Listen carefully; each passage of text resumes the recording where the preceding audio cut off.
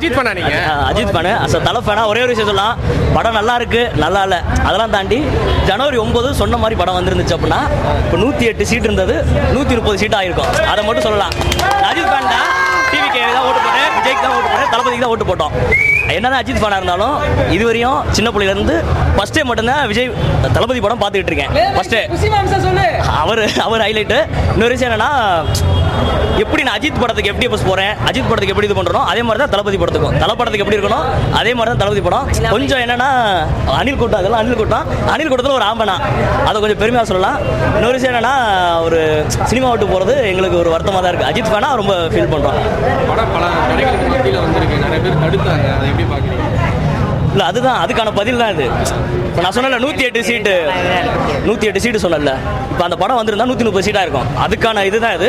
ஆனால் அதே மாரி அவர் ஜெயிச்சிட்டாரு, அதுக்கு அவருக்கு நாங்கள் வாழ்த்துக்கள் தெரிவிச்சுக்கிறோம். டைட்டில் கார்டு வந்து யாருமே எதிர்பார்க்காத ஒரு டைட்டில் கார்டு வந்துச்சு, அதை எப்படி பார்க்குறீங்க? இல்லை டைட்டில் ஜனநாயகன் சொல்கிறீங்களா?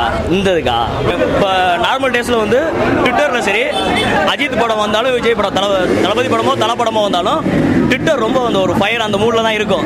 ஆனால் இன்றைக்கி வந்து அதெல்லாம் இல்லை. காலையில் வர நார்மலாக ஒரு படத்துக்கு வரமா இருக்குது. அஜித் ஃபேன்ஸ் இருந்து கலாய்க்கிறது அது போட்டால் தான் இது இருக்கும். ஆனால் இன்றைக்கி அது ஆரோக்கியமாக இருக்குன்னு நினைக்கிறேன், ரொம்ப ஹெல்த்தியாக இருக்குது.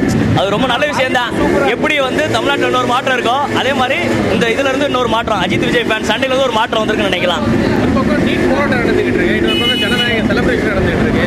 நிறைய பேர் இது வந்து செலிப்ரேஷன் தேவையில்லாத ஒன்று அப்படின்னு சொல்றாங்க, அதை எப்படி பார்க்குறீங்க? இல்லை அதுக்கும் நம்ம இது பண்ணணும், போராட்டம் ஓகே.